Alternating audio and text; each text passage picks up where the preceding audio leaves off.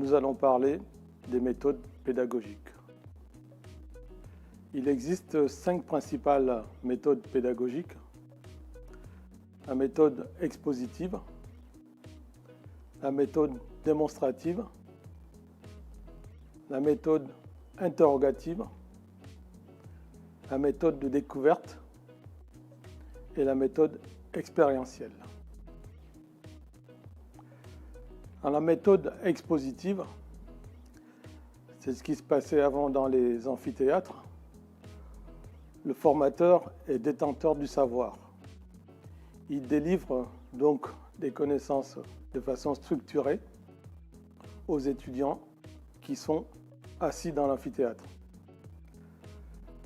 Les étudiants sont donc en position passive. L'inconvénient, c'est qu'au bout d'une dizaine de minutes, un quart d'heure,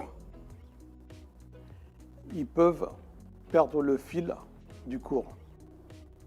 On peut rendre la méthode expositive plus intéressante en donnant des exemples précis, en projetant des images marquantes ou même en faisant un système de vote avec des cartes de couleurs différentes.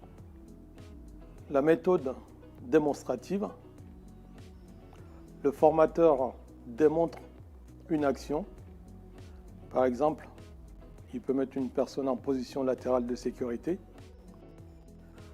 Pendant cette démonstration, il commente les gestes. Les étudiants sont donc dans la phase d'écoute, une phase d'observation. Ils sont donc impliqués dans l'action.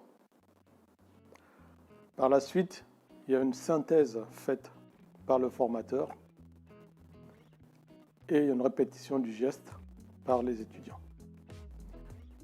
Cette méthode présente donc l'avantage d'avoir des étudiants actifs.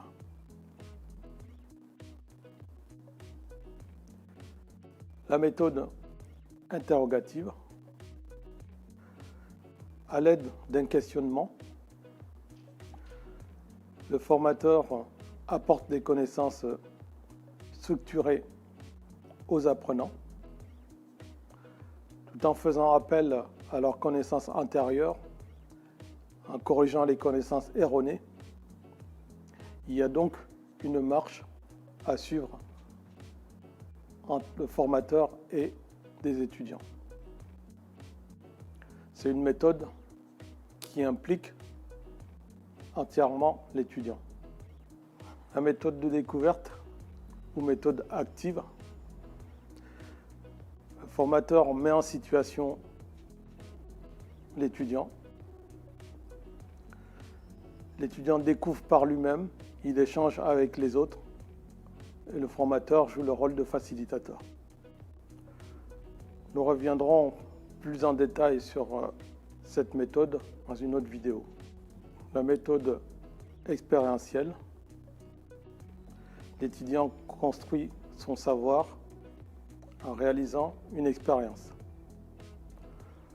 Le formateur met donc à disposition le nécessaire pour que l'étudiant mobilise ses connaissances cognitives, comportementales, affectives et physiques. Ensuite, il tire les conclusions de son expérience. Je vous remercie d'avoir suivi cette vidéo et je vous invite à consulter nos autres vidéos.